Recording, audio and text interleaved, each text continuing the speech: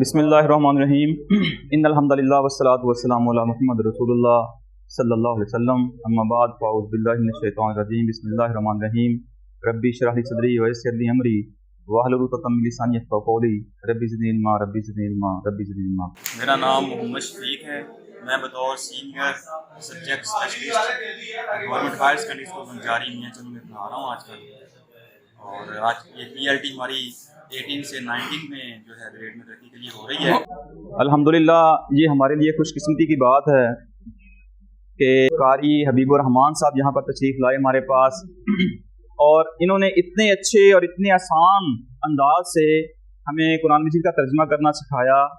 पहले हमें ये बड़ी चाहत होती थी कि हमें आते थे मुख्तलिफ रिसोर्स पर्सन, वो बताते थे कि आप कुरान पढ़ते हैं, आप पारा पढ़ते हैं, आपको तर्जुमा आता है, तो बड़ी शर्म महसूस होती थी कि हमें नहीं आता। कोशिश भी थी, शौक भी था, लेकिन अल्लाह ताला ने इसका पूरी की कि कारी हबीबुर रहमान साहब यहाँ पर आए हैं।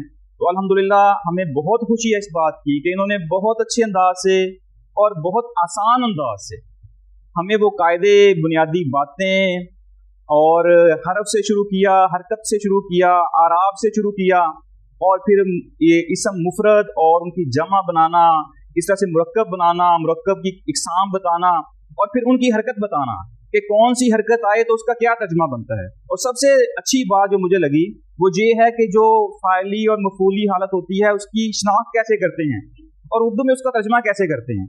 तो इन्होंने बताया कि अगर फ़ाइली हालत हो तो उसको ने से तर्जुमा करें तो सही आता है, मफ़ूली हालत को से तर्जुमा करें सही आता है। इससे बहुत सारी मुश्किलें हमारी आसान होगी। तो हम बहुत शुक्रगुजार हैं सर के ये हमारे पास तशरीफ़ लाए, और हम ये दुआ करते हैं अल्लाह ताला इनको दीन और दुनिया में तरक्कियाँ दे, और हम अपने लिए दुआ करते हैं कि अल्लाह ताला हमें सीधे रास्ते पर फंसाए।